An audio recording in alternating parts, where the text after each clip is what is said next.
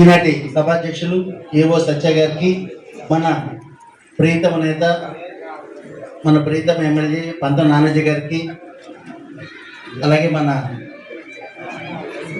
మాజీ ఎమ్మెల్యే, అలాగే రాష్ట్ర కార్యదర్శి పిల్లి అనంతలక్ష్మి సత్యనారాయణమూర్తి గారికి, మాజీ మంత్రివర్యులు శ్రీ చిక్కాల రామచంద్రరావు గారికి, తెలుగుదేశం పార్టీ జిల్లా ప్రధాన కార్యదర్శి బాబా గారికి, అలాగే ఎమ్మెల్సీ కర్రి పద్మశ్రీ గారికి, టీడీపీ రూరల్ కోఆర్డినేటర్ మన కటకశెట్టి బాబీ గారికి, అలాగే చైర్మన్ ముద్రగడ రమేష్కి, అలాగే వేదికపై ఉన్న ఇతర కార్పొరేషన్ డైరెక్టర్లకు, నాయకులకు,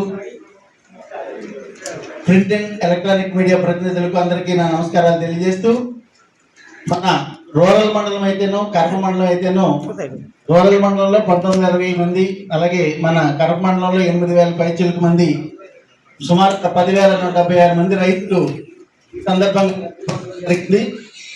అయితే అన్ని విడతలు కలిపి 25 కోట్ల రూపాయలు మన నియోజకవర్గానికి రైతులందరికీ అందివ్వడం జరిగింది.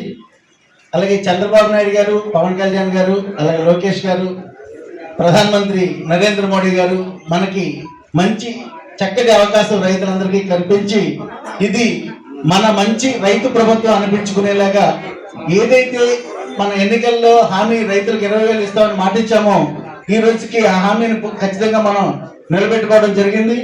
అలాగే రైతులకు అన్ని విధాల, అంటే ఒక రకం కాదు, ప్రతి రైతుకి మంచి జరగాలనే ఉద్దేశంతో ఏలూరులో కోకో ఫార్మ్ సిటీ ఏర్పాటు చేయడం జరిగింది, సుమారు 200 ఎకరాల్లో.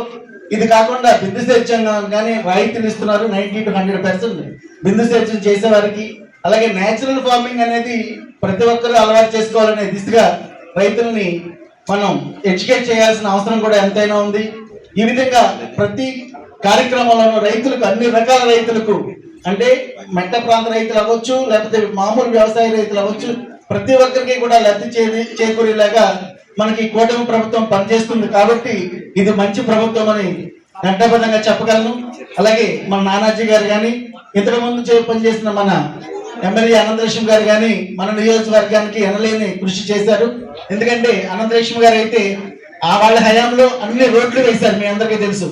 ఇప్పుడు నానాజీ గారు ఖచ్చితంగా మౌలిక సదుపాయాలు ఏమైతే ఉన్నాయో అవన్నీ ప్రజలకి అందించేలా మంచి కృషి అయితే చేస్తున్నారు. ఖచ్చితంగా ఇంకా మంచి సక్సెస్ రూట్ లో మన కూటమి ప్రభుత్వం వెళ్తుందని అందరి నాయకులకు నా హృదయపూర్వక నమస్కారాలు తెలియజేసుకుంటూ సెలవు తీసుకున్నాను. థ్యాంక్ యూ అన్నారు.